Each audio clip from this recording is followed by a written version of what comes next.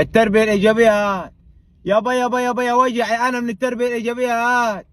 التربيه الايجابيه مش هتربي حد. الله حسبي الله ونعم الوكيل في من ابتكرها ومن ابدعه ومن روجه ومن تربى عليه واللي ربى عليه. يا ابوي ايجابيه مين؟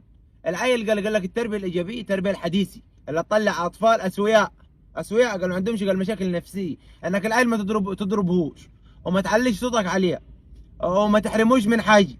والعيل تسيبه يخرب الدنيا يجي يفقع عينك بمفك تسيبه يفقع عينك. تسيبه لازم ما تعقده نفسيا. جاي عايز معاه عصايه يدخلها من ودنك دي يطلعها من ودنك دي تسيب الواد يلعب. ما تزعقلهوش تكسفوش قدام حد. لو عندكم ضيوف ومسك راس واحد من الضيوف حطه في طبيخ الملوخيه تسيبه يحط راسه في الملوخيه عادي. ده طفل صغير يعني يعرفه.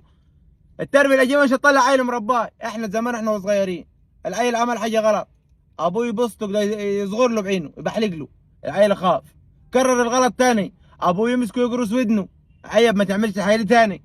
العيل كرر الغلط تالت يدعك دعك. لو ابوه قاعدش امه تدعك الدعكه التمام. اول ما يجي ابوه يدعك دعكه تاني واحد وبعدين امه يبكي امه تخبص ابوه العيل يبكي. المهم الام تصالح تاني. لكن التربيه الايجابيه دلوقتي قال لك لا ما ينفعش قال تضربه. ما ينفعش تعلي صوتك عليه. ما اربيك اياه. هل يعني انت مقتنع انت كبني ادم ربنا ميزك عن الحيوان بعقل؟ ولدك لما تحرمه من التوينكز والهوهوز ابقى انت كده عاقبته؟ هو ده العقاب؟ لما تحرمه من الفسحه بتاعت يوم الجمعه هو ده العقاب بتاعك؟ انت شايفه كده يسمع كلامك ومش هيعمل الحاجه الغلط؟ لا كده مش هيسمع كلامك ومش هيعمل لك اعتبار. ومن امن العقاب اساء الادب. ما انا ابوي ما بيضربنيش وما بيرفعش صوته علي هعمل اللي انا عايزه وهكذب على ابوي واخبي عليه. ولما اكبر شويه اعمل اللي انا عايزه مع اصحابي واجرب واعمل الغلط ده والغلط دي. ما انا ما بتضربش. الضرب او تربي طول العيل تتمسك يدعك العيل يا اخي طول ما وفرك ده من على الارض يدعك دعكه زينه. يدعك دعكه زينه. العيل طول ما يعمل حاجه غلط ما يكررهاش ابدا. يمشي كده يمشي سهم من نار. لكن تقول لك قال ما ينفعش قال لي تزعق في الواد.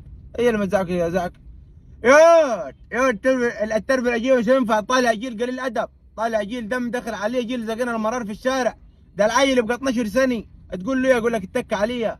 الهي ما 14 واحد كبار في الكلام ما تقدروش عليا لا شتيمي ولا مصايب ولا بلاوي يا جدعان ما تضايقونيش اودي للايجابيه اودي للي صنعها انا. ايجابيه مين؟ انا اجيب العيل اللي يطلع مرباي العيل.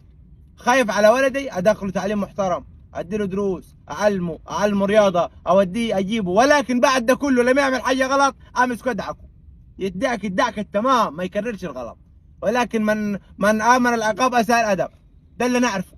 هل انت لما تمنعه من التوينكز ياك ولا الكاراتيه والشيبسي ما تجيبلهوش انت كده هيخاف منك؟ هيعمل لك حساب مش هيعمل لك حساب وهيشتم امه ويشد شعره ويتف عليه هو صغير. لما يكبر مش هتبقى لك اي كلمه عليه. مش هيبقى لك اي كلمه عليه خلاص. ويجي في الاخر يقول لك العيال الشباب ما عارفش مالي. طب ما انت اللي ما ربيتش. وانت انا ماليش دعوه. كل واحد يربى براحته.